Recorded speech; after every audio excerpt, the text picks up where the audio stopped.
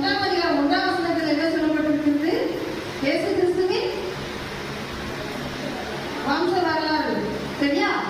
5ஆம் வசனத்தில் என்ன சொல்லப்பட்டிருக்கு?